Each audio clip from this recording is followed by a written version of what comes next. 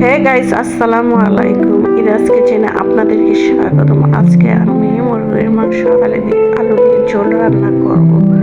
প্রথমে আমি কড়াইতে পরিমাণ মতো তেল দিয়ে দিব, এরপর পেঁয়াজ কুচি মরিচ কুচি দিয়ে ব্রাউন কালার করে এরপরে আমি এলাচ দারচিনি আদা রসুন বাটা হলুদ মরিচ জিরার গুঁড়ো দিয়ে পানি দিয়ে দিব। পানি অ্যাড করে নাড়াচাড়া করে এরপর মুরগির মাংসগুলো দিব। এরপর পরিমাণ মতো লবণ দিয়ে দিব। লবণ দেওয়ার পরে আমরা মুরগির মাংসগুলো কষিয়ে নিব। কষানো হয়ে গেলে এরপরে আমি আলুগুলো অ্যাড করে দেব। অ্যাড করার পরে এরপর আবারও আমি মাংসগুলো কষিয়ে নেব। কষানো হয়ে গেলে পরিমাণ মতো পানি দিয়ে দেব।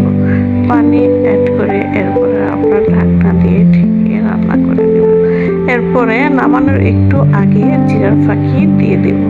এই তো আমাদের মাংস রান্না হয়ে গেছে গাইস। আমার রান্না কেমন হয়েছে কমেন্টে জানাবেন। ইউটিউব চ্যানেলে সাবস্ক্রাইব এবং ফেসবুকে ফলো দিবেন। ততক্ষণ পর্যন্ত ভালো থাকুন।